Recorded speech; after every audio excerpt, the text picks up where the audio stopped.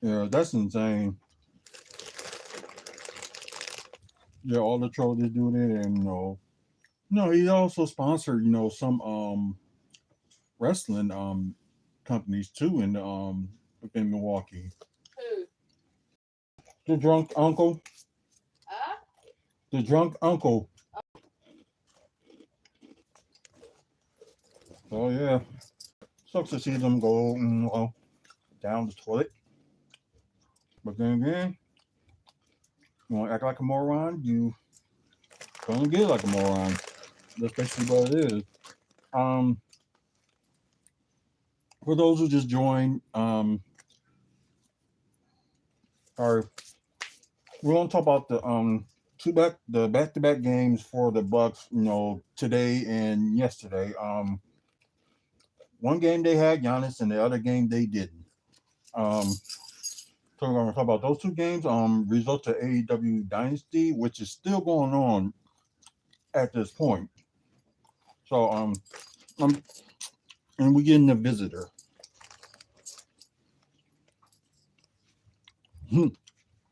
This dog will not leave my sight. I'm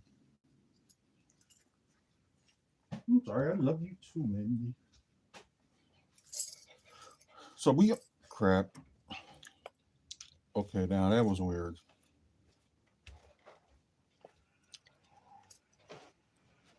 Dude was at a golf. Okay, I'm not gonna talk about politics. Nope, nope, nope, nope. I'm gonna leave it alone because that would be for the Jones Chronicles to talk about, uh, politics. Well, maybe we just talk about like anything we want. So come on. Okay, still live for Twitch on that's WFSO 2 channel, I believe. So I apologize. Suddenly, our power was off, then it came back on, so it's kind of weird. Um, Also, but just a little bit of like development news that we're going to talk about today. So not nothing major, but just thought it'd be interesting to somebody. And plus, we're going to talk about TV news when it comes to DC Comics.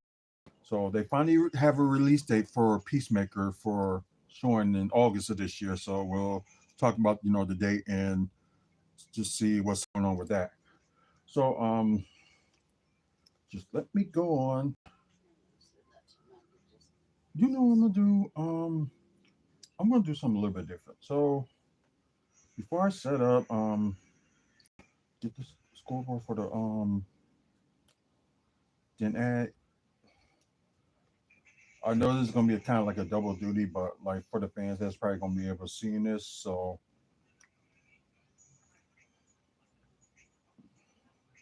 see, let's move this. And congratulations to UConn for the women's winning the national championship over South Carolina. So hey, at least it was like a different team that was in play, like South Carolina. Dang it, UConn.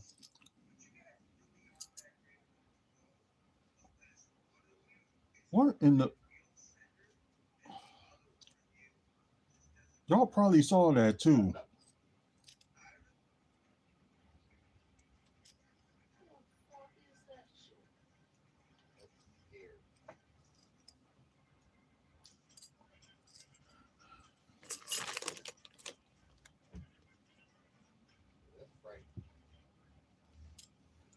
Okay, I got stop, stop.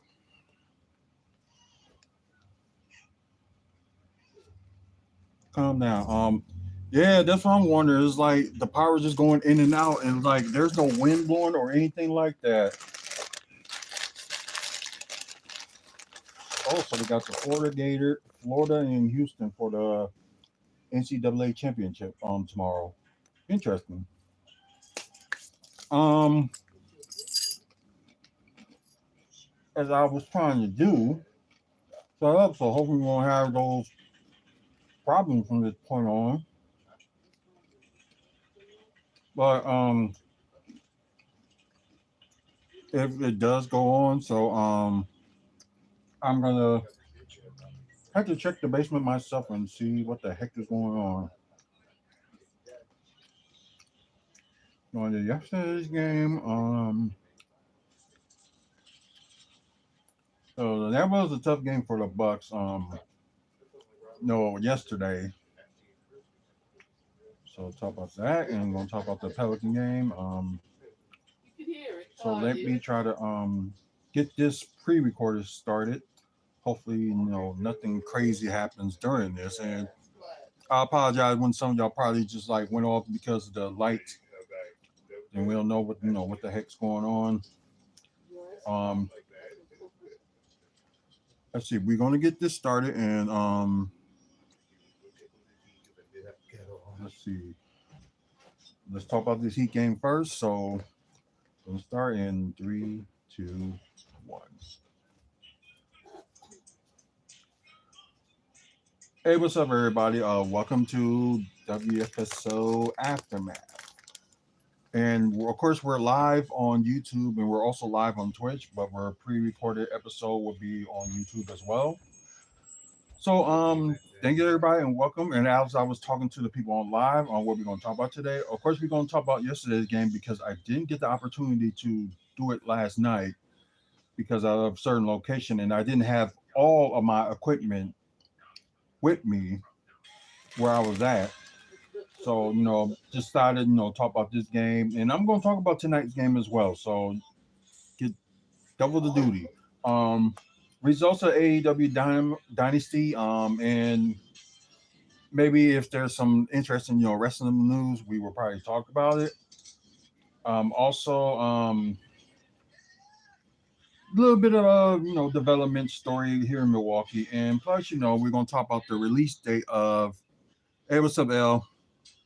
And we're gonna talk about the release date of Peacemaker season 2, which we know will be this August, but they did confirm a few hours ago the exact date of it. Calm down. Stop. It's just the timing of the song. See, I'm gonna try to get this finished as best as I can with this. Yeah, the dog is so cleanly. But anyway, so a good game yesterday and kind of caught me a little bit of a panic mode. But yesterday's game, Bucks did beat Miami Heat, and yeah, and crazy. And all these games without Jimmy Butler, like 2 games before the trade and 2 games after the trade. So yeah, it's interesting. So yeah, it's just crazy. It just seemed like the fourth quarter, like Miami was just starting to like fall apart, and Bucks was like getting their momentum.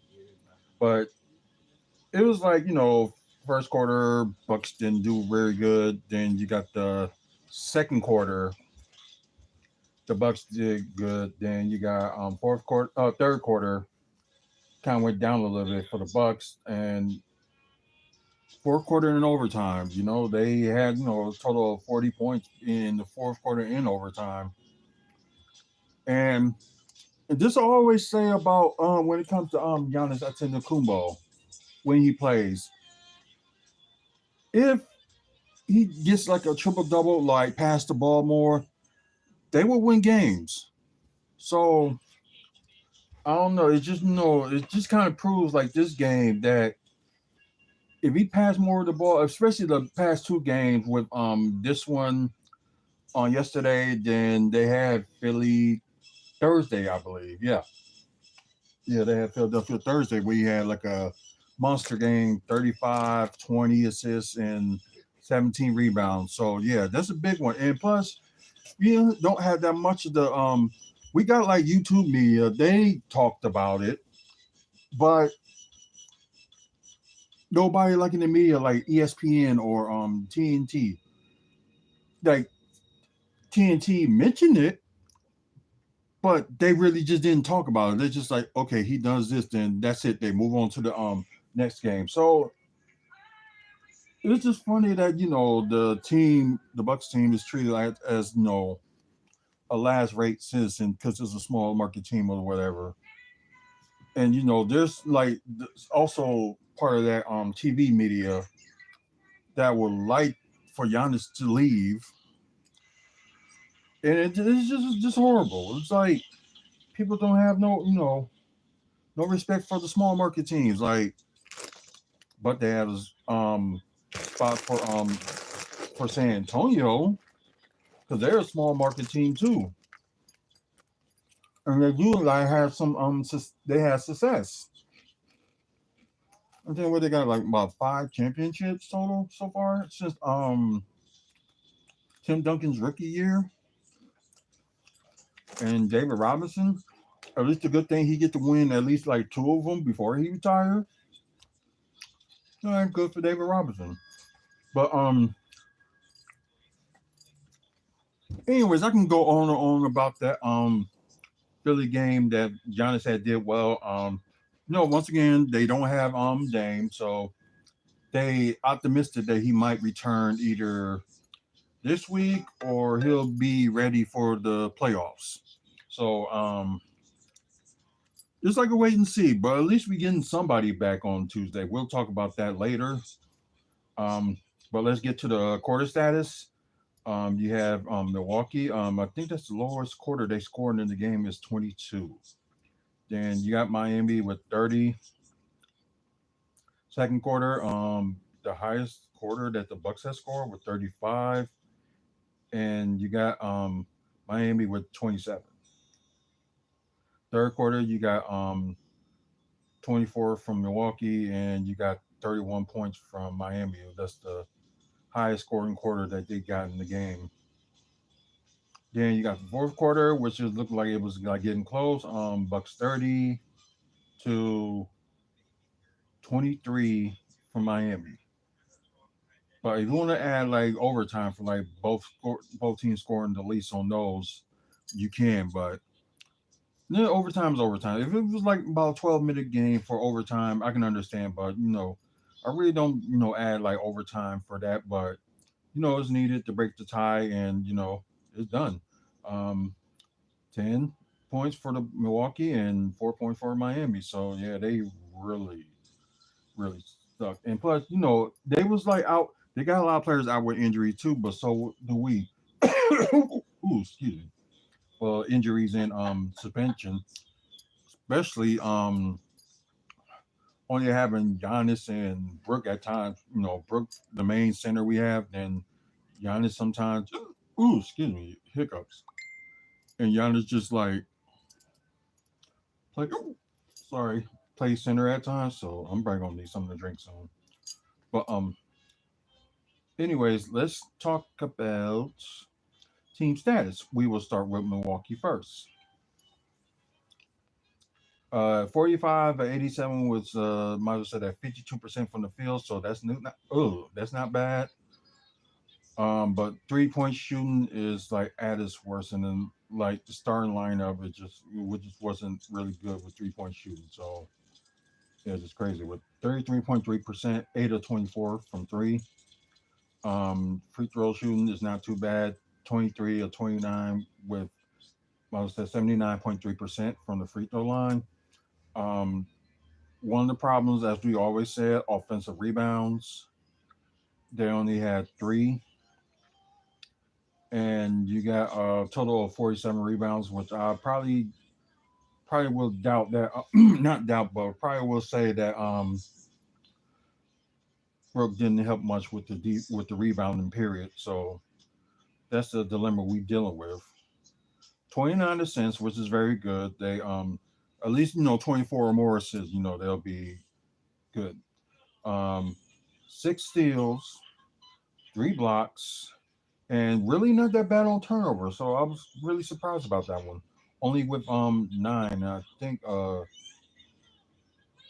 I thought Brookwood had the most with but he doesn't. He only had one. Okay, only Giannis had the most with 3, and like one of them was not really like his fault. So now we go to the Miami Heat with the team status for them. Yeah, 9-man rotation they use, and I think the Bucks use 9-man rotation too. Oh, 10-man rotation. Why in the world Doc Rivers are only playing Andre Jackson Jr. for like 3 minutes? Would you at least can play him at least for 10? Like give Andre Jackson Jr. more minutes.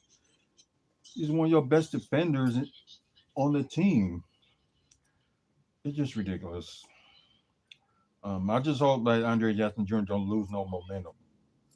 But he did, play some tonight, so we will talk about that too later. But like I said, with the Heat, 43 of 102 with 42.2% from the field. Of course, better 3-point shooting than on the Bucks. 15 of 46 with Michael said that's 33% from three. That's not great, but it's better than the Bucks. 14 of 16 from the free throw with Michael said that's 88%. 12 offensive rebounds, which I'm not even surprised. 12 offensive rebounds from the because they got rebounders. That's the thing. It's just I'm going to talk about like rebounding all day long for a person that thrives in rebounding for like a big guy. It's you're supposed to grab rebounds, and it just sucks that you got a team that actually good in rebounds. I think like every single person on the Heat actually grab rebounds. 24 assists, so not too bad for that. But only four steals and only one block and uh, only one more turnover more than the Bucks with 10. So let's get to the player status. We will start with Torrey Prince with 9 points, five steals, so pretty good in the steal department. So I think that's the second or third game that he had like five steals. So that's something. Two assists, five rebounds, perfect 3 of 3 from the free throw, 0 of 3 from three, and 3 of 6 from the field. Giannis, I think he had the game high. Yeah, he did. He did have a game high. Uh, and okay, he didn't have the highest plus minus. So, anyways, 36 points, plus 17. Yeah, three turnovers. So, like I said, one turnovers was not his fault. One block, 10 assists, and 15 rebounds. So another double double for the second consecutive game for Giannis. Like I said, when he passes the ball more, team will win games. And you don't got like some players be like just standing there like, what I'm gonna do, what I'm gonna do. You know what I mean? 10 to 14 from the free throw, so yeah, that's not too bad. 0 1 from three and 13 to 21 from the field. Kyle Kuzma, he has his bad shooting games, and I know Bever was talking like absolutely crap about it because you can't stand Kyle Kuzma. But at least he didn't play that many minutes, so at least they can, people can get off his back. Only like 26 minutes, but anyways, does he have the lowest plus minus? Yeah, he does. The lowest plus minus with plus not plus but minus 15. 9 points, only one turnover, so at least he kind of took care of the ball, at least. One steal, two assists. Yeah, but that's bad. Only two rebounds and only one offensive rebound. 1 of 6 from three and 4 of 13 from the field. Ouch. Brook Lopez, like I say, he's got to be the second option for this team. And with 17 points, only one turnover, one block, five rebounds, which I say he needs to get a little bit better in rebounding. 2 of 2 from the free throw, 1 of 4 from three, but 7 of 11 from the field. So that's all right, but I don't know. I think if he would have scored like 20 points yesterday, I would have been said okay, good. You know what I mean? We had a few players from the bench actually done something. You got Pat Connaughton yesterday with 9 points. Let's see, two assists, two rebounds, only one attempt for a three pointer and made it. but 4 or 5 from the field. So I think Pat Content is now trying to use like most of his strengths and not like a lot of his like weaknesses, which is just seems like it's bad that he's not that good of a 3 point shooter like he was in the past. But one shot and you made it, so that's good enough. Kevin Porter Jr. With a explosive game, and I think this is going to be one of his best games with the Bucks so far. But then again, we got tonight to talk about too, so we will talk about that. Led the bench with 24 points, a plus minus a plus 13, only one turnover, but 8 assists and 12 rebounds. So he has a double double and like 2 assists away from a triple double. One offensive rebound, 6 to 7 from the free throw, perfect 2 of 2 from three, and 8 of 16 from the field. So yeah, he was just really cooking, especially in the fourth quarter and overtime. AJ Green only 10 points, which is not too bad, but he got the highest plus minus with plus 19. 2 assists, 3 rebounds, 2 of 3 from the free throw, 2 of 2 from three, and 3 of 5 from the field. Now let's get down to Miami. Let's see. Yeah, that's just kind of sucks that you got your rookie Kelly Ware, which is very good player, and they only played him like 19 minutes. So kind of bad for them. But I don't know. We ain't the coaches, so or the GMs, anything like that. So what do we know?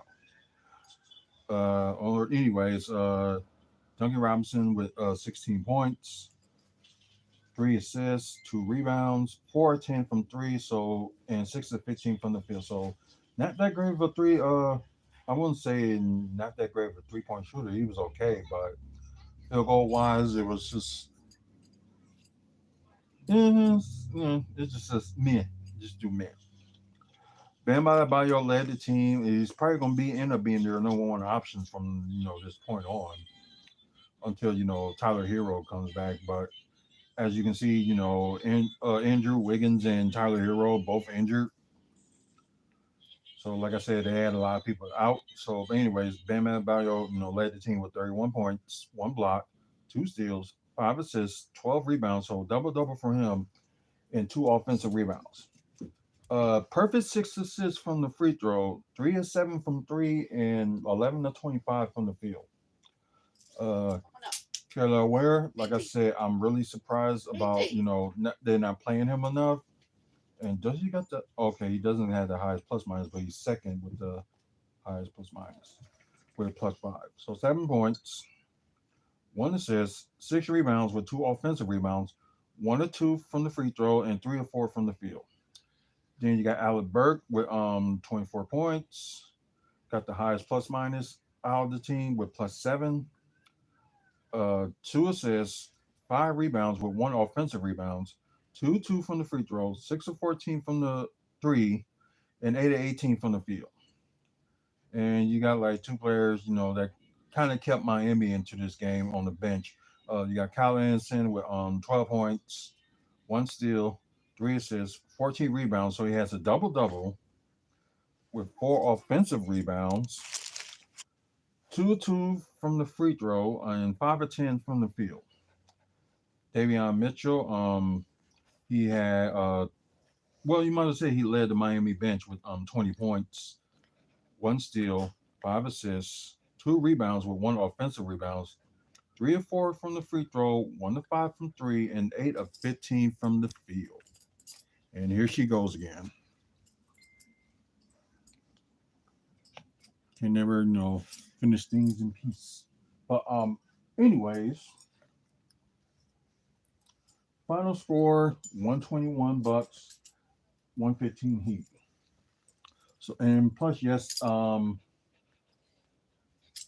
second I think this is the second serious sweep that the Bucks had got this season. Of course they swept Philly 4 games to none, and now they swept the Heat 4 games to none. So let's recap. We got November 26th, and that was probably was like part of the play in. uh, well, it is a regular season, but it wasn't like the play-in playoffs. So Bucks did win.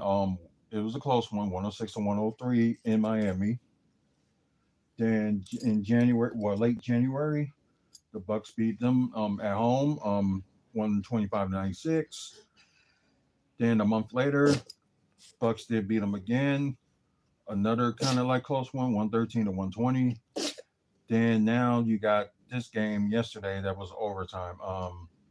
Bucks 121, Heat 115. So let's move on to the next game, which would be who they just beat a little while ago, if it will ever go to it. And if you can calm down.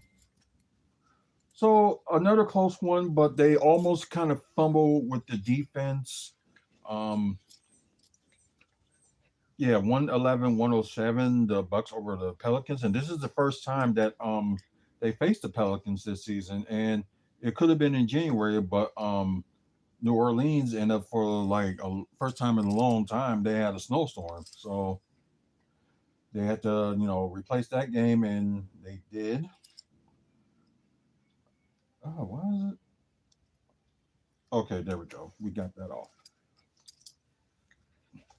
But it's like with this game, it's just like the Bucks were like in it like back and forth, but it looked like at one point Pelicans was going to come back. And plus majority of their team is out. Especially they had CJ McCollum and Zion Williamson. They decided had them go out for the rest of the season. So I guess then again the Pelicans can play their odds on the lottery, which they still got the the two of our first round picks swap, which would be next year, and I think the 2027. I think it's 2027 when they traded. I think they traded to sorry, yeah, they traded to Portland. Not Portland, but God, what's the oh, Wizards? Yeah, the Washington Wizards. So, yeah, they did that for that Kuzma and Middleton trade. Anyways, let's go to the game charts because yeah, this was a very interesting game and kind of a game they really needed to win because I know Indiana did play early. They play against Denver, so we're gonna look at that in a minute. Why I'm gonna be looking at it is because the fourth seed is on the line and possibility that the Bucks can get there. Well, right now, what we'll be saying that right now there's no chance they're going to end up getting the third seed, but the fourth seed right now is still an option. So we're going to see how the Pacers did and talk about it from there. Actually, and like I said, it's like back and forth. Most of the first quarter was for the Bucks, but like I said, New Orleans came back. The end of the first quarter and the beginning of the second. Then Bucks again, up there, then went down again to the almost late second quarter, but Bucks did came back on that in the beginning of the end of the second and the beginning of the third. Then it was mostly like New Orleans Pelicans in the third quarter until the late um third quarter. It was all Bucks. Then fourth quarter it was mostly Bucks, but after all of that, most of the fourth they were like they finished them off. Just put it that way. So biggest lead the Bucks had was 11, and the biggest lead that the Pelicans had was 5. 17 times the game was tied. The longest run was 13, and lead changes were 18. So, anyways, yeah, I was thinking that that Brooke had to be that number one guy to step up, but somebody else stepped up instead. Not saying Brooke had did this thing. We'll talk about him in a minute, but Gary Trent Jr. They started him, and he ended up being like pretty good. So I do like the lineup of Trent and I think it was Trent and Rollins. Then you had no Trent and Kevin Porter Jr. Then you had, Trent at the small forward. Then you had Rollins at the point. Then Kevin Porter Jr. at the two. So that was really like interesting lineup. A little bit of shades of AJ Green was in there, but I just think he didn't like one, at least one or two of his shots should have went in. But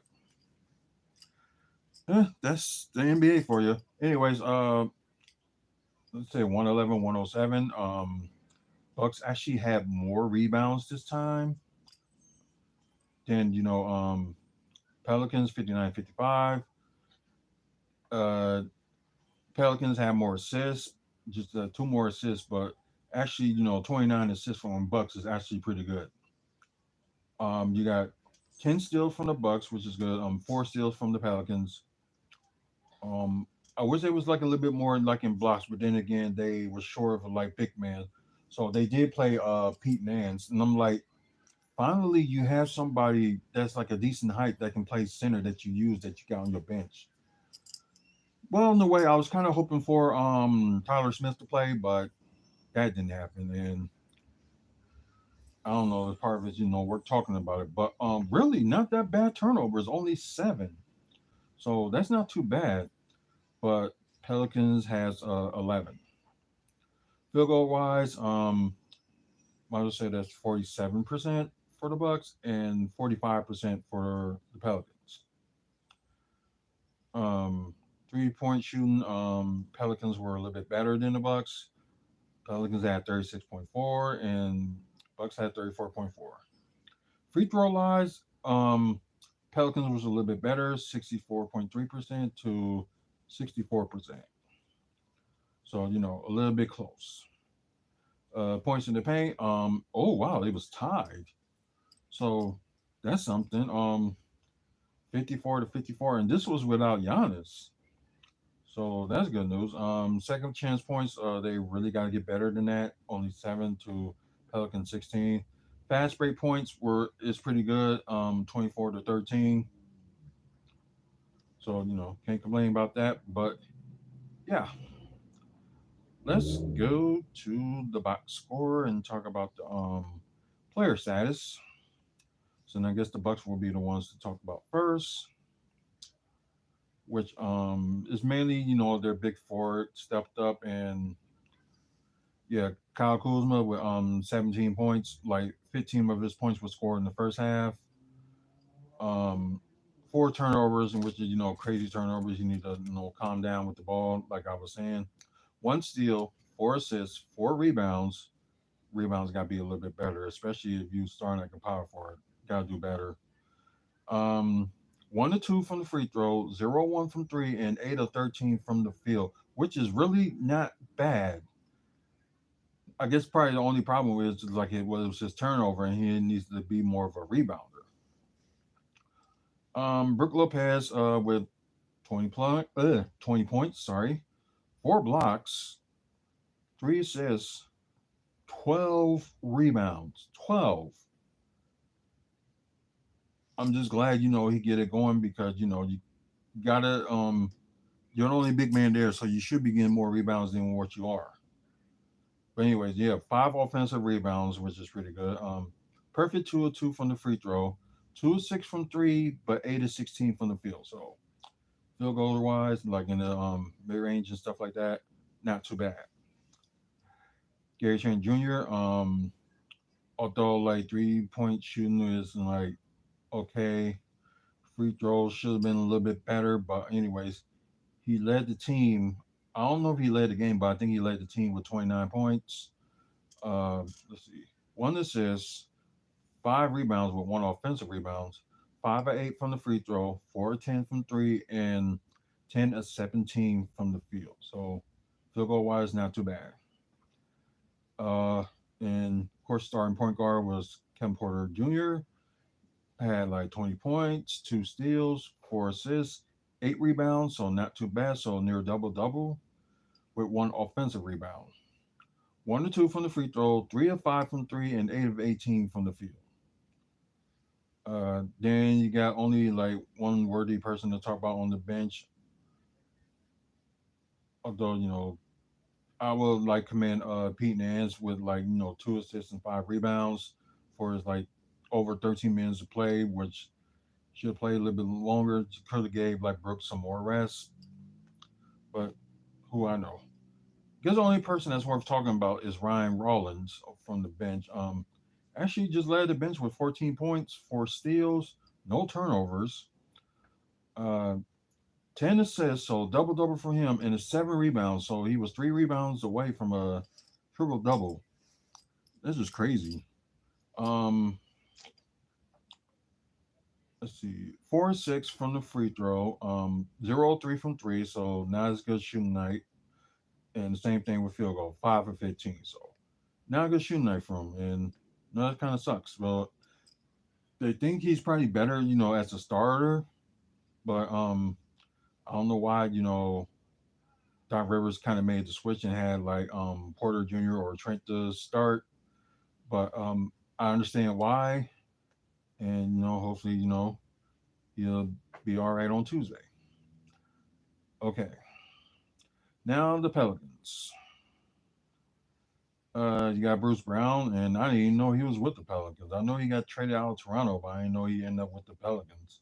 Anyways, 16 points, 1 block, 9 assists, so near double double for him. 4 rebounds, 2 or 3 from the free throws, 0 1 from three, but 7 to 16 from the field.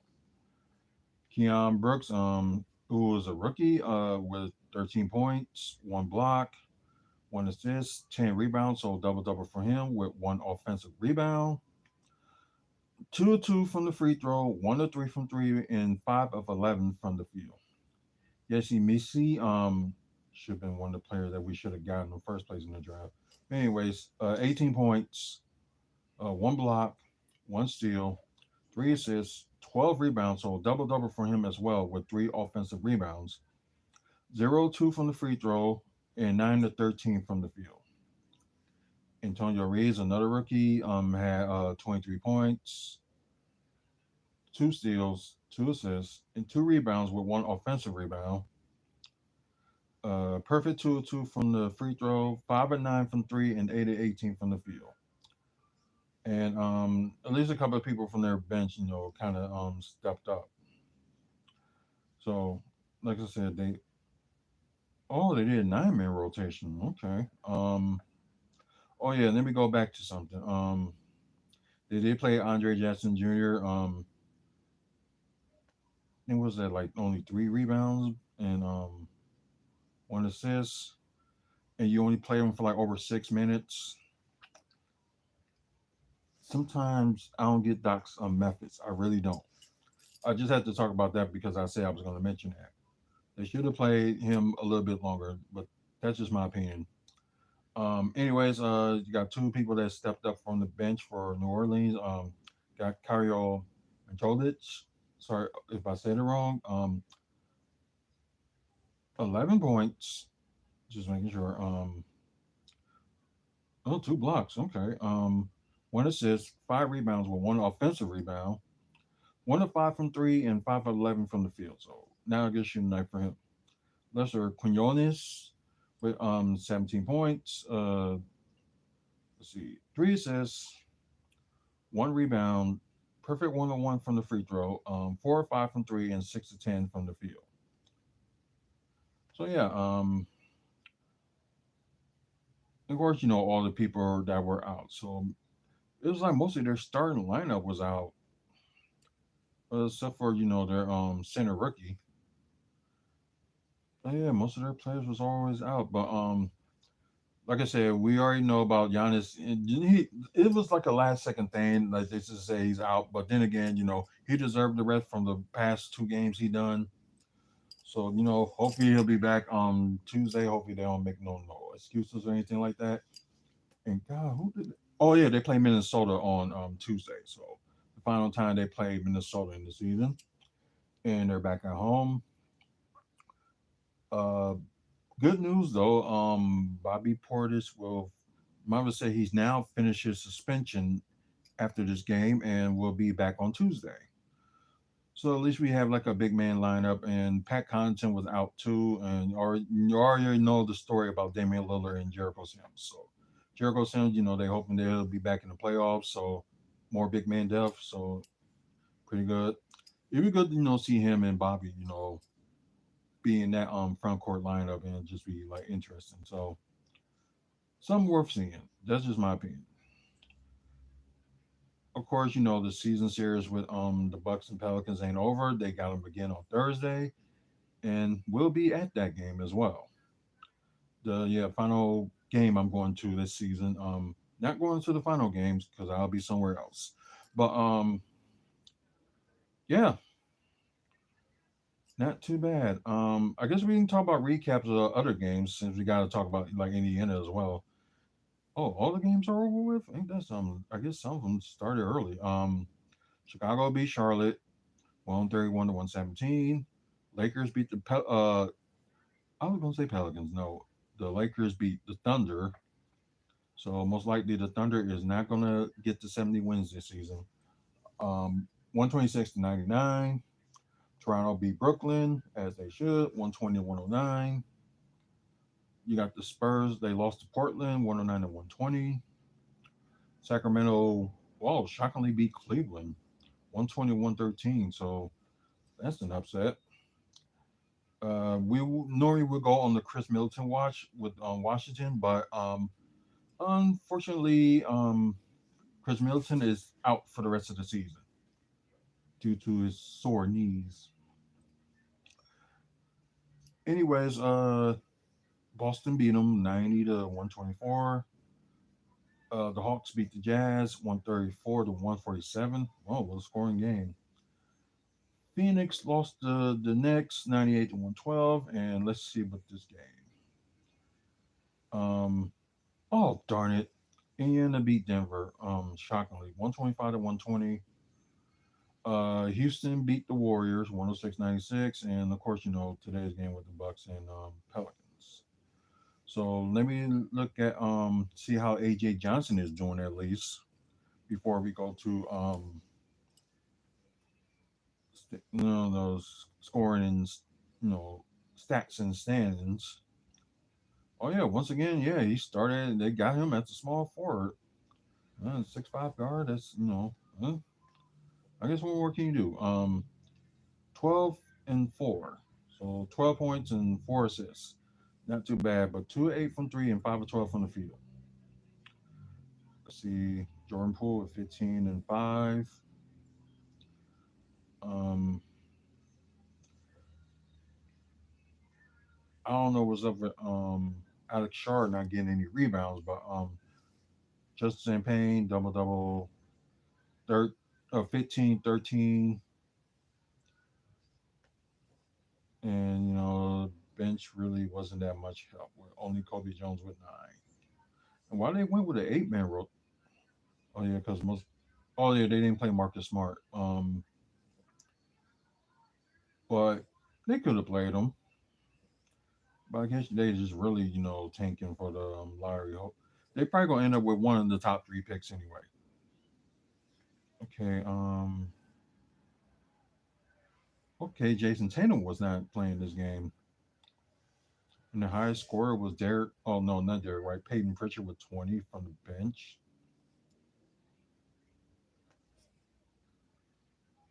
Oh, they play most of their guys too. So that's just weird. Um,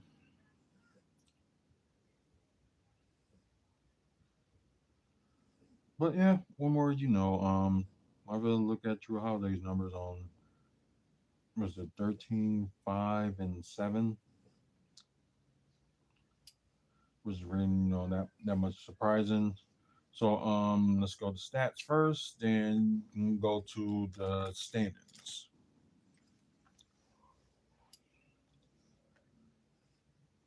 Let's see.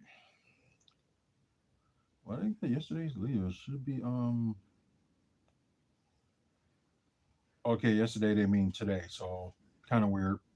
But anything, they're on the East Coast. It's like almost midnight there. Um Brook Lopez, of course, with 4 blocks. That's the highest in the game. See, the Bucks are in any categories.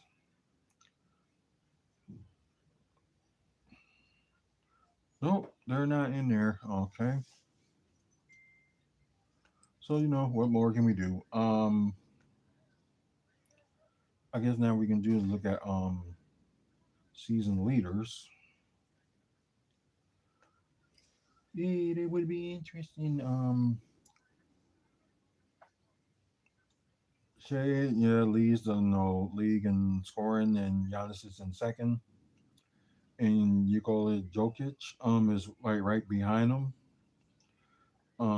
Let's see, rebounder wise, I think Giannis is still in the top 10.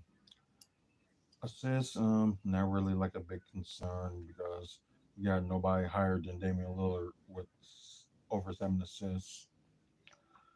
Brooke Lopez is tied for second in blocks, so I think that because normally your NBA.com will normally just update theirs like after the game, so that kind of makes sense. Steals, no. Field goal, no. 3 pointers, no. 3 point percentage is still Torian Prince with most of like 44%. And after all the misses, I'm surprised. And Giannis is in second when it comes to fantasy points per game. Okay, now let's go to standings. Would like to see the Bucks would have moved up in the fourth spot, but Pacers win, and I think if Pacers, at least they lose their next three, it would be good because the Bucks right now they got like 4 games left, and I think it's the same thing for the Pacers with 4 games left. So want the Pacers lose at least three of them, and we win the rest of ours. Hopefully that will work out. So this would be if the playoffs had started today. So yeah, yeah, we're in the final week of the regular season. So surprise people, y'all ain't hype enough yet. Y'all should be now. Okay. Anyways, Cleveland, of course, they lost. They still got the best record in the East. Then you got Boston. Then the Knicks won their last two. Then you got the Pacers won their last four, and you got the Bucks that won their last four as well. Crazy turn of events. And Detroit, of course, they lost theirs. And where are the Bucks in Detroit? Okay, a game behind each other. Well, a game behind Milwaukee. Then you got the play in like kind of like officially set. But then again, between Heat and Magic, and like between the 7 and 10 seed, it all can switch at any given moment. Got the Magic in 7, Atlanta in 8, Chicago in 9, and Miami with 10. Which regardless of it, Miami will automatically would be in the play-in anyway because the rest of the teams on here are eliminated. Toronto, Brooklyn, Philadelphia, Charlotte, and Washington with the worst record of the East, and I'm not sure if they got the worst record in the NBA. No, they do not. They're the second worst, but they're worse in the East. Okay, now there's some like movements that's happening here right now. Okay, then there's some more eliminations that just happened as of today. So we got the Thunder, still best record in NBA, but they will not get to 70 wins. So that sucks. Houston Rockets are in 7, and they clinched it. Of course, they clinched the playoff berth, but I think they're still not set for. Wait, I think the Thunder is in their conference, so that's okay. Yeah, the Thunder is in their conference.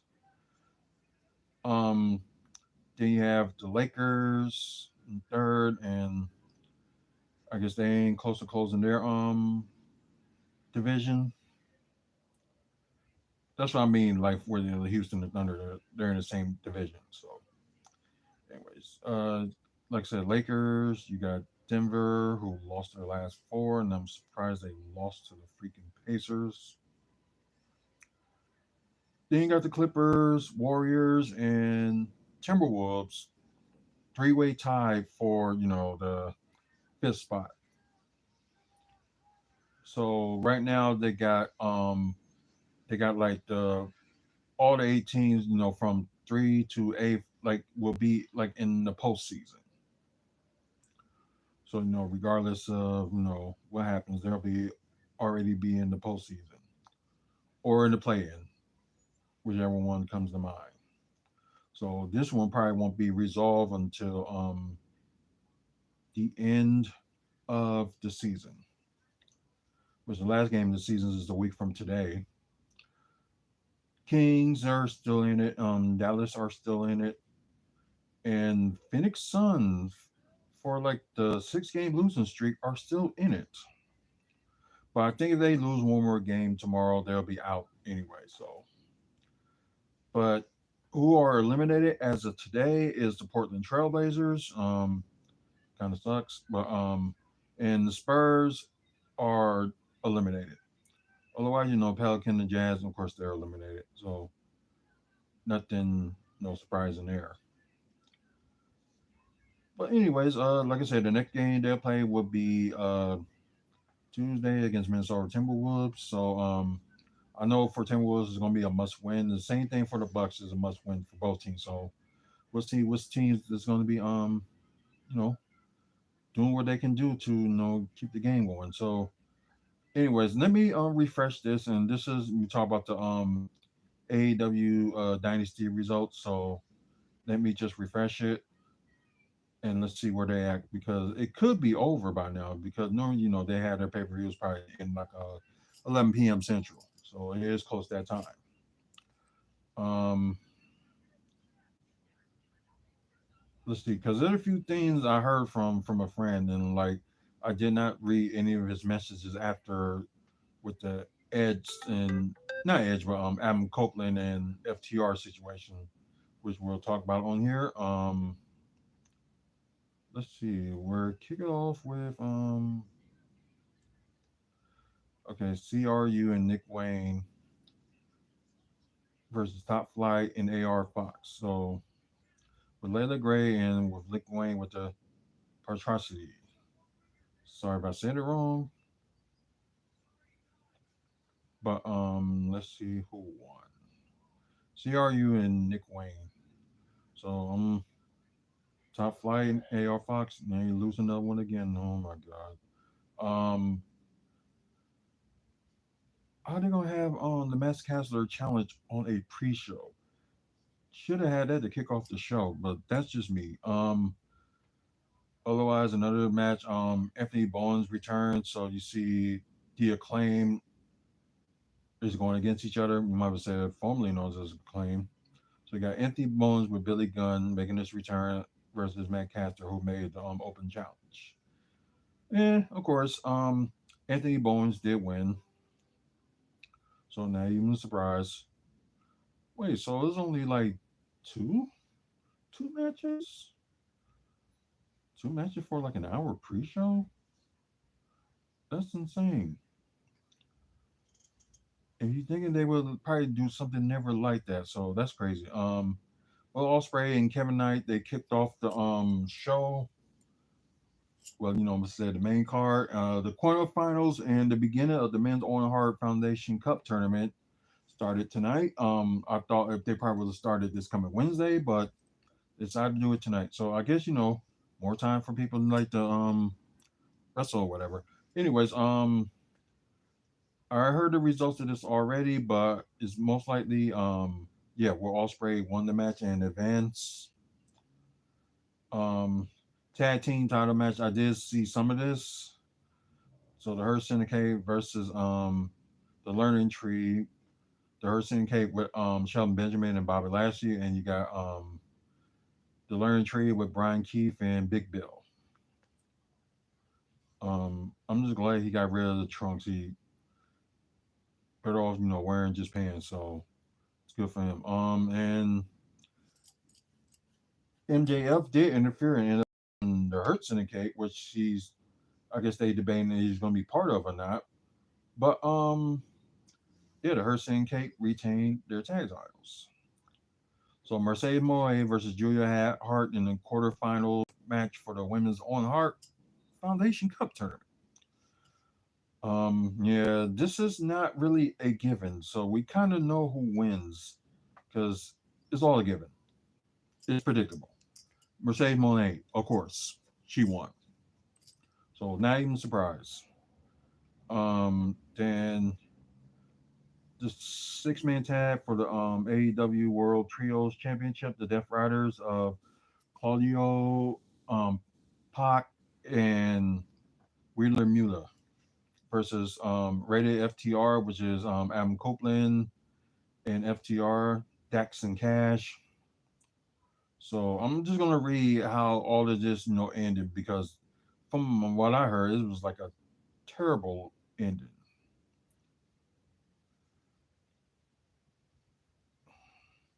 Okay, Eula then connects with the Bazagni on hardwood for the win. And of course, the Death Riders did retain, so shocker. Anyways, let's see. After the match, the Death Riders leave ringside as Coop and Wheeler extend their hand to Hardwood to help them. The three men hug, raise each other's hands, but Hardwood lands a pile driver on Coop. Wheeler asks Hardwood what is he doing as Hardwood grabs a pair of chairs from the ringside and sets Coop's head up one. He picks up the second one and hands on it to Wheeler. Wheeler tosses it aside and he shoves Hardwood, then helps Cope up. Then FTR landed a shatter machine on Coop, then landed an assisted pile driver on him on the top of the chair. Harwood then lays Coop's head on the chair and grabs it, the second one, but Wheeler grabs it from him and delivers. Oh, wow. Oh, he grabs it from him and delivers to Conchair toast to Coop. FTR mops Coop with a neck brace and heads up to ramp, and Coop is loaded onto a stretcher. Yeah, he just don't have that many people to trust, and I'm just a little bit stunned with the FTR heel turn, just a little bit. So it's just what's this gonna leave with Adam Copeland? So what he gonna do from here? That was the wife saying he ain't gonna do nothing. Okay. AEW Women's Championship. I did hear who won, and I'm surprised how dominant Megan Bain was that she did not win. So yeah, Tony Storm with Luther versus Megan Bain and with Penelope Ford for the AEW World Championship. Of course, Tony Storm did one, so that was a shock. So, okay, Storm ended up escaping the okay, her finishing move. Then counters and pin Megan Bain with the roll up for the win. Okay, makes sense. Um, okay, another quarterfinal match for the men's Owen Hart Foundation Cup tournament. Kyle Fletcher with Down College, the biggest jerk of them all, versus Mark Briscoe. Um, but yeah, I don't know who won this one, so I'm just going to slowly stroll in. Oh, Kyle Fletcher advance. Are they going to do another Fletcher and Osprey for the finals? I don't know. Anyways, the great news that I heard about Chris Jericho defending the ROH title, his title versus Mask against Bandino. So Bandino loses, he got to take off his mask. Yeah. Let's see. Wait a minute. Wait a minute. Okay. Winner and still. Let's see. Let me look. Gravity begins brawling with Brian Keith. Okay, so he did have some backup at least. On the entrance ramp, and Jericho grabs his bat. He cracks it over Bandino's head and hides it behind the ring steps and pins him for the win. But from what it seems like, after the match, the referee declared that the match will be restarted due to Jericho's cheating. So I guess the refs must have saw something. But then again, why he? This is kind of weird. How you gonna have that and then restart the match? Okay, what would it make sense if you would have had another referee came out and just said no, this what happened. and show the replay, then the ref be like, okay, we're gonna restart it from what happened. So I can understand that, but just like automatically just say, you're just gonna restart the match, and you probably look at the video and be like, oh, okay. I don't know. Just to me, in my opinion, it just didn't make that much sense. So yeah, Bandito did his finishing move and pinned Jericho for the win.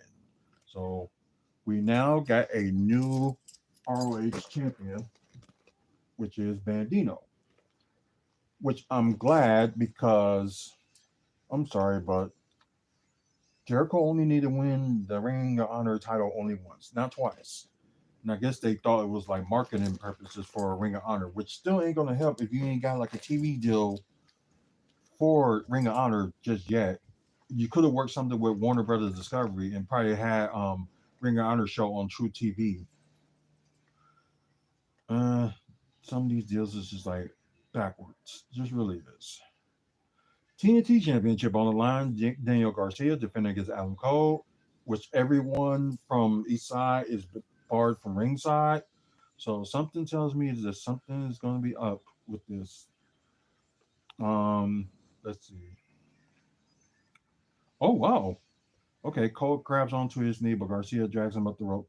Cole fights him off, then connects with a pair of Parama City Sunrise on him and exposes his knees. He delivered the boom for the win, and one fair and square.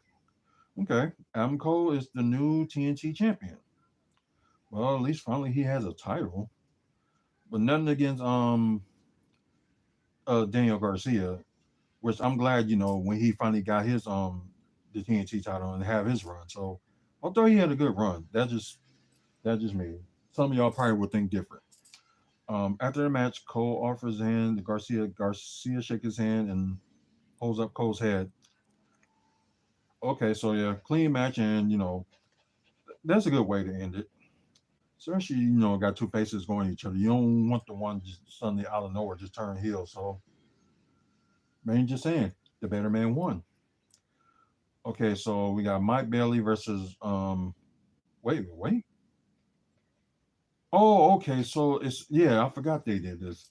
Kenny Omega is defending his international championship in a three-way match against Speedball Mike Bailey and Ricochet. So Kenny Omega just won this. So I seriously doubt it if he ends up, losing it. But that's just me. Crazier things happen.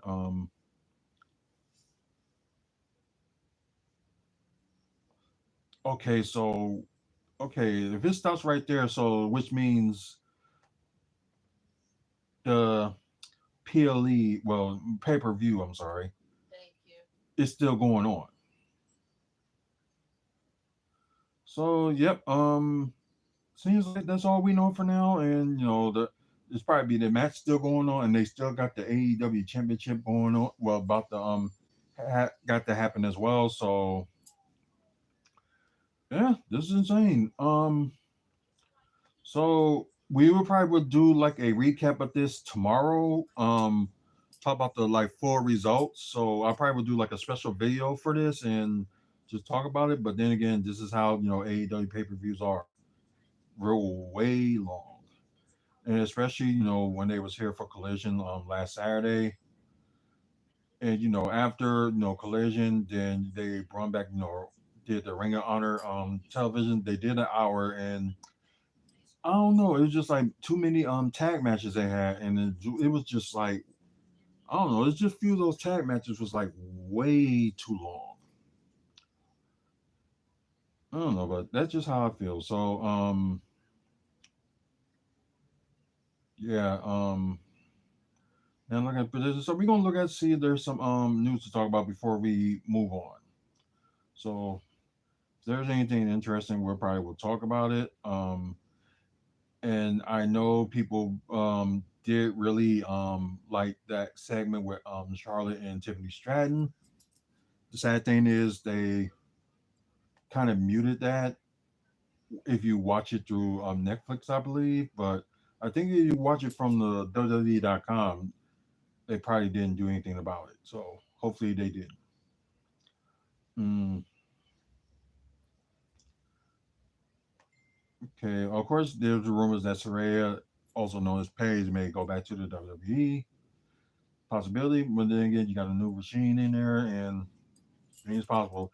Same thing said with Hurricane Helms. Although he's working backstage as a road agent and producer, so they asked him to have one more run, and I guess he told them that he would be interested, but give him 6 months. I guess trying to get in shape.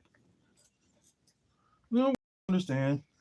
Might as well if you can do one more run and hopefully have like a big good ending for him because it's like he was always known for like winning the cruiserweight and maybe he can win like one of the mid card titles before his career is over. That would be something. Um, of course, the segment I was talking about that happened this past Friday. Um, let's see. Um, no.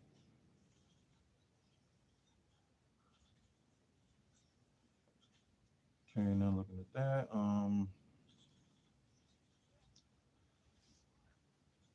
WWE Hall of Famer Jet reflects on that. He ain't gonna talk about that. And I forgot he is a WWE Hall of Famer. I forgot about that. I guess there's one thing I can talk about before we move on. Um, I didn't see Collision, so I'm probably not even gonna watch this week or Dynamite this week because like I know what's going on with the results of most of Dynasty. So I ended up watching Who Killed WCW last night. I know it's been I know the limited series was around for like a few years, and I just finally like had the opportunity to watch it. I already watched the first episode because they showed the first episode for free on YouTube. Then I just saw the final three. So I was thinking all these things is like maybe it's just like putting out like who killed WCW. And well, I knew like about the bits and pieces why it was like looked like it was going downhill. So I knew about those parts, but seeing this whole series gives me like a different point of view of what happened because at the time not many of us was like on internet looking at dirt sheets or anything like that. So I ain't knew about the dirt sheets until like what late like around 2007 2008. But yeah, so I didn't know much about no dirt sheets and really didn't care for it because I like to be surprised. That's just me. I just like to be surprised on what things happen. But yeah, I didn't know Eric Bischoff was let go in I think they said it was in '99. Then they hired Vince Russo, and I kind of hated him because he was one of the reasons that WCW did went down the ship. But I guess it was like he was pushing for some other stars to be champion, like Booker T or any other one like young stars, and not have some of these like veteran stars to hey, will you stay still? See, this never ends. It never ends. But anyway, so I had to give Vince Russo credit for that, and especially you had all these top stars. They want their spots and kept their spots and stuff like that. I don't think it was the thing like they were losing their spots. They just had to they still will wrestle, but they had to step aside, let some of the young talent win. Like some of the young talent, like they mentioned like Rey Mysterio was one or Conan. Like Conan did win, the United States title, but I think he probably won the tag titles with Rey Mysterio too. I think he did. But the point is like let other stars build up and like because there's gonna be some people. Well, I would say half or most of the people are sick and tired of the some of the same narratives over and over again. which WWE was accustomed to doing that too in the 2010s. That's why they end up having like it was in a dark place at that time before COVID hit. But we know results what happened. Vince was relieved of his duties. Then somehow he managed to get himself back in. Then TKO, they took over and a lot of the stuff that was going on with with Vince. So they would just decide, you know what, either you get fired or just relieve your duties. But you get fired, you ain't going, to I don't know if they said pension or something like that. I don't know the case may be, but that we were as many like it was gonna say like they fired Vince, and it's probably was gonna go public. So that's probably what it was. Um.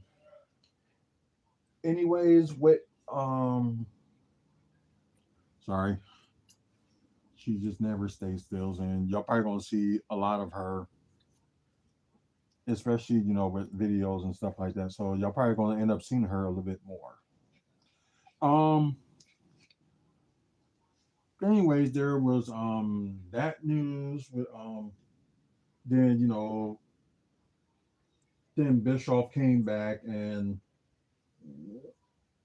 Vince Russo was supposed to be the head writer since Bischoff when they let go of Bischoff, then they hired Bischoff back, and they wanted him to oversee like what Vince Russo was doing. So Bischoff had his plans and Russo had his.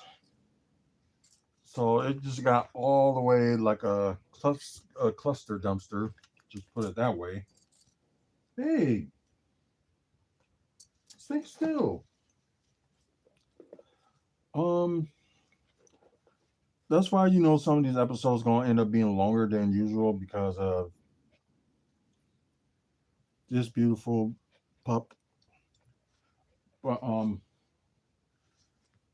anyway, so it got from that. So then it got well, like I said, with the situation with the Burger T, and Jeff Jarrett was another one that they he wanted to push as well.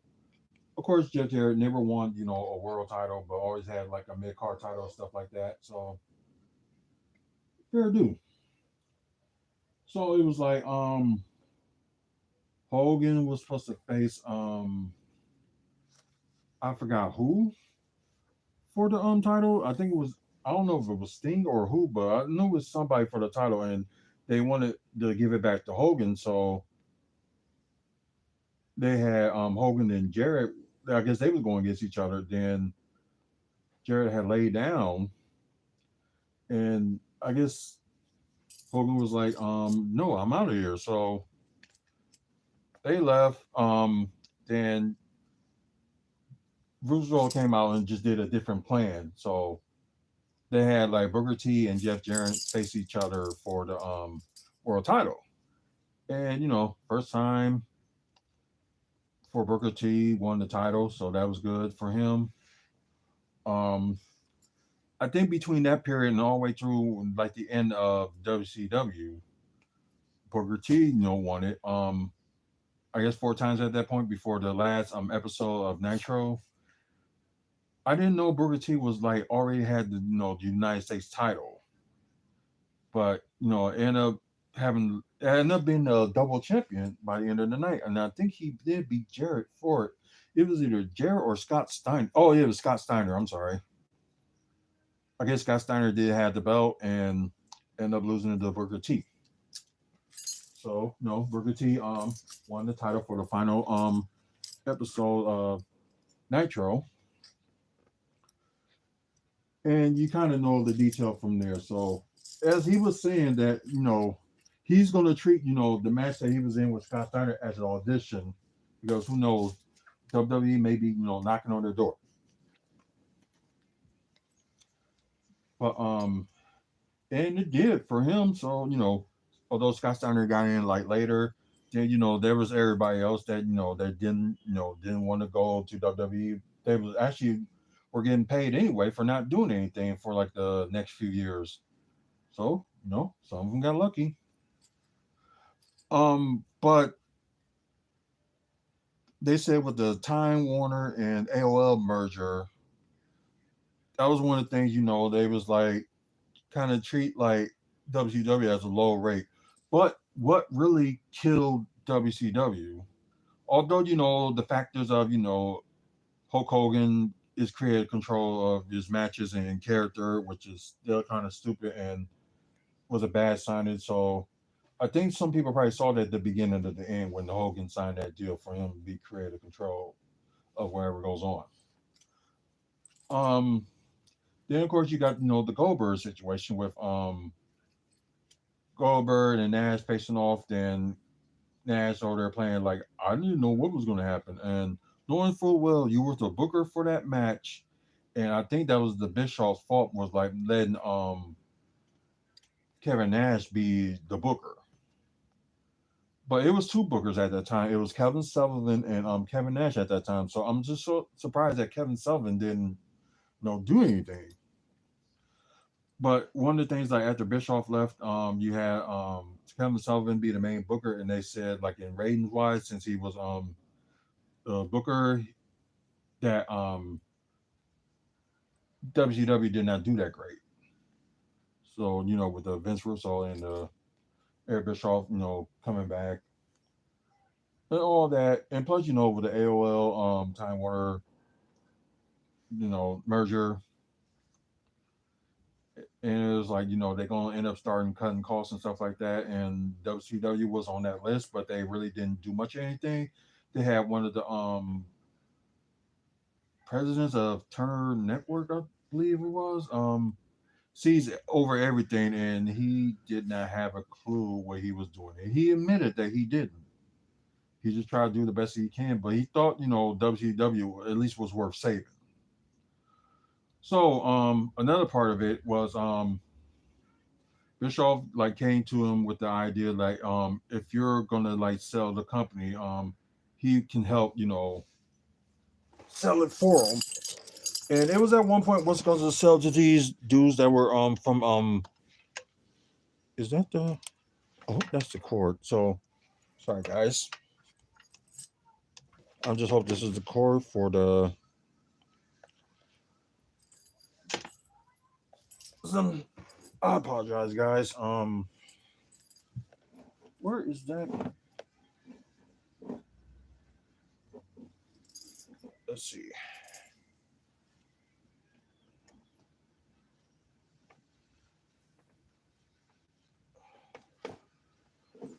I'm sorry, I gotta put y'all down for a second for the people that's watching pre-recorded. So I apologize. You might see some knees and feet. Um,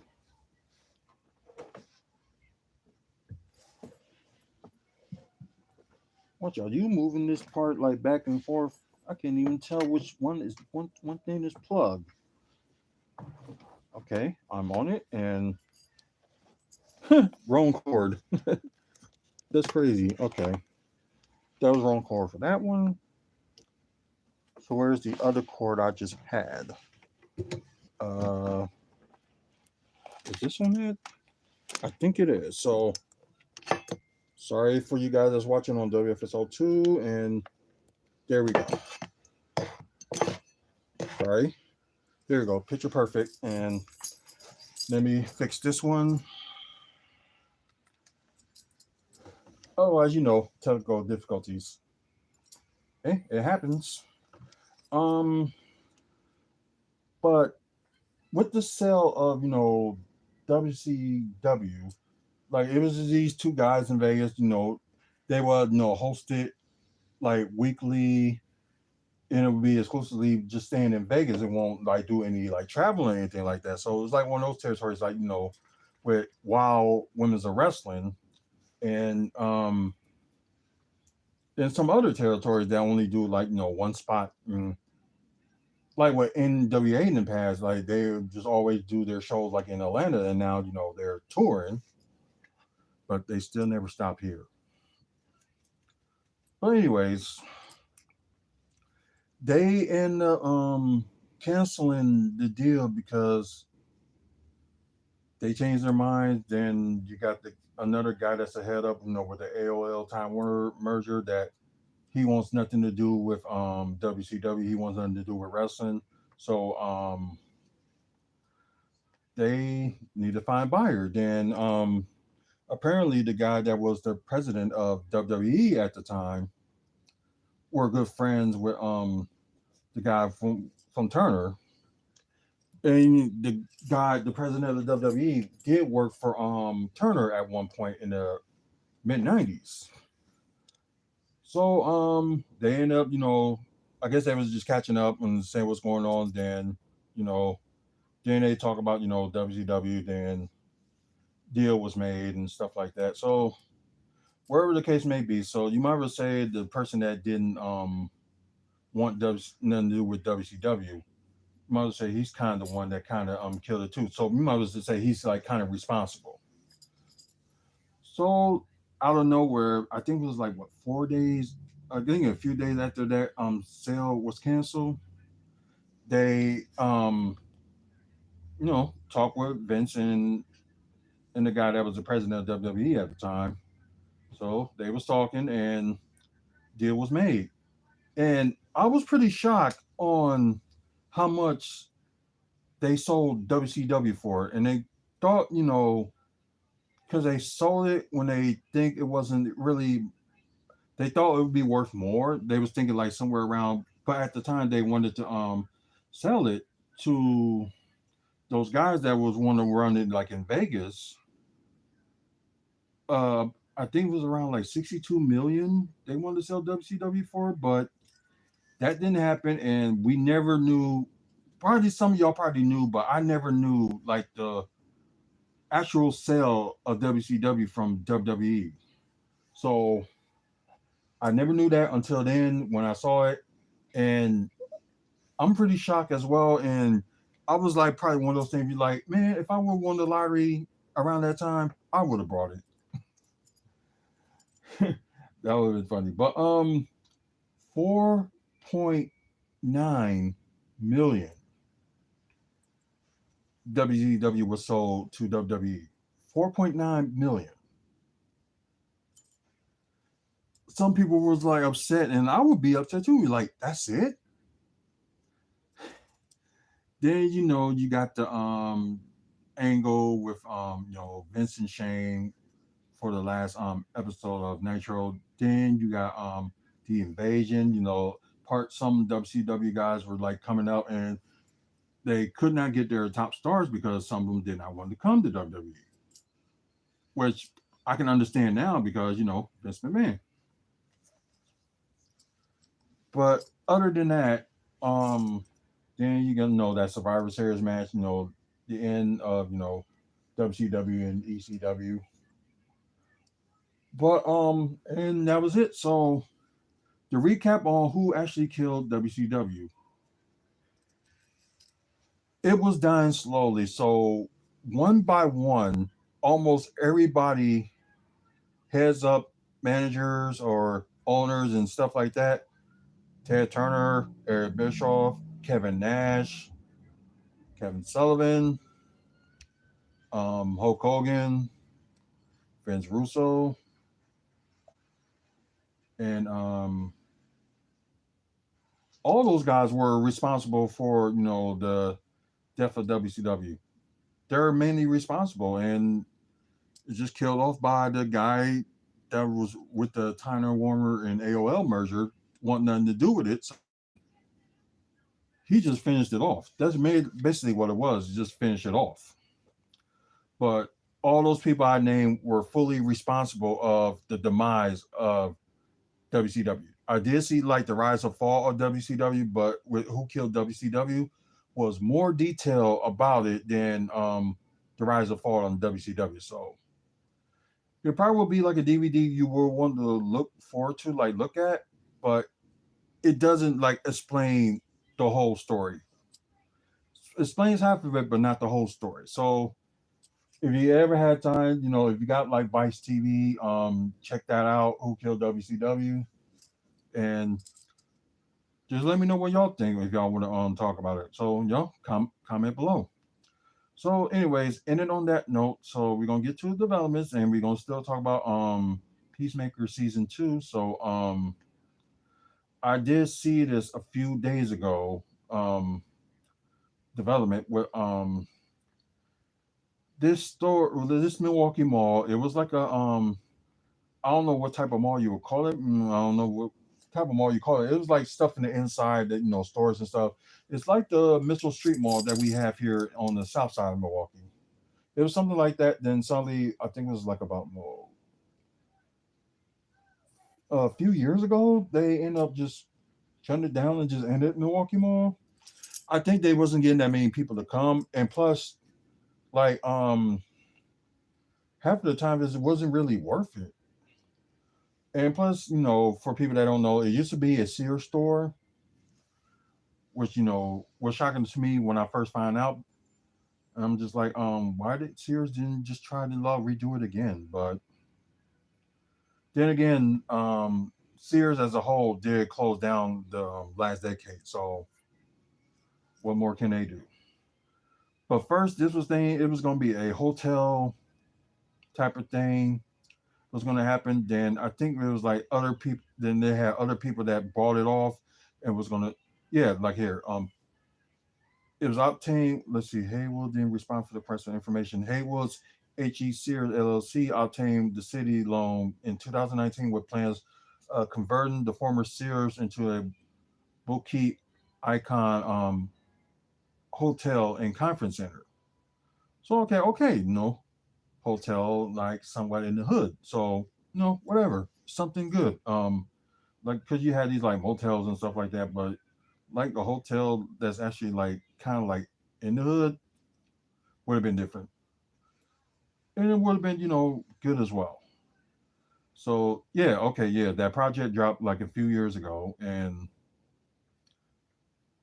they decided to change to do a brewery, art gallery, office, and housing.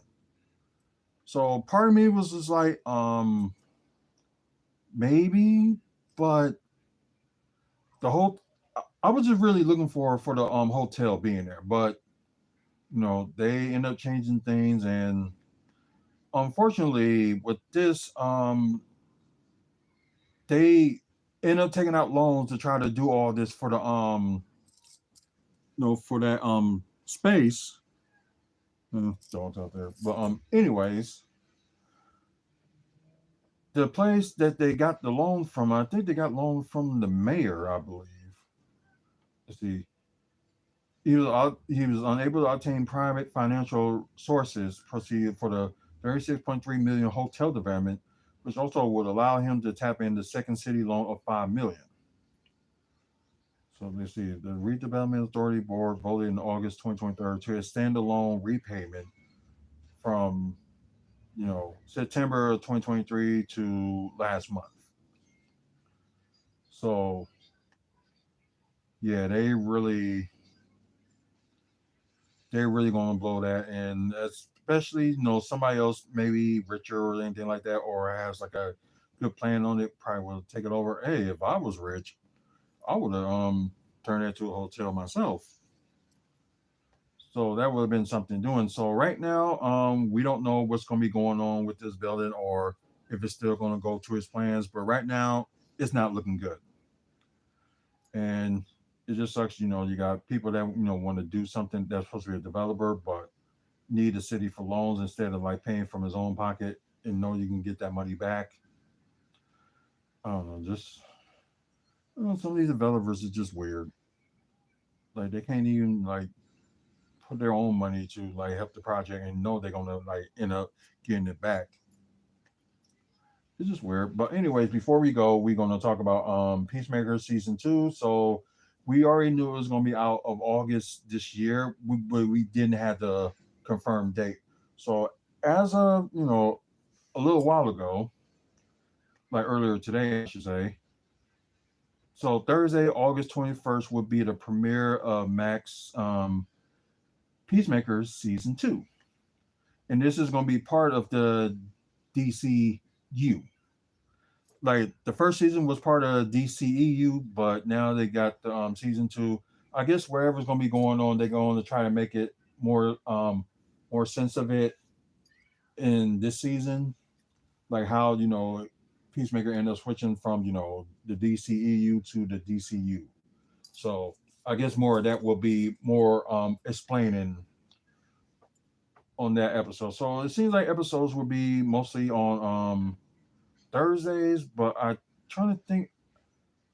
I don't know because I think they only had like 6 episodes for season one, and of course the original cast will be there.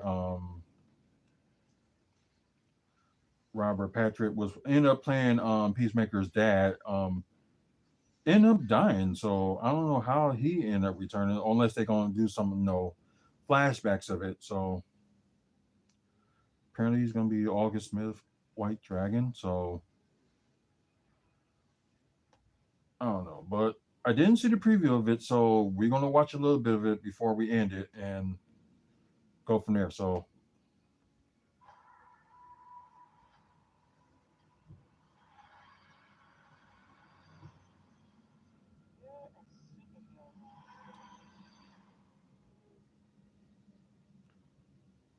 hmm, that's something. So like I said, we still don't know how many seasons and stuff like that. Let's see. James Gunn said, "Counting the days until peace on Earth." I just finished the DI and the mix on the season premiere yesterday, and wow, it's one of my favorite things ever. So they mentioned today, August 21st. So yeah, oh, let's see. Well, we already know about some of the guests and some of the appearance. Okay, Batman's villain White Rabbit would be on there. Okay, Tim Mellows. This should be interesting. Him being on there.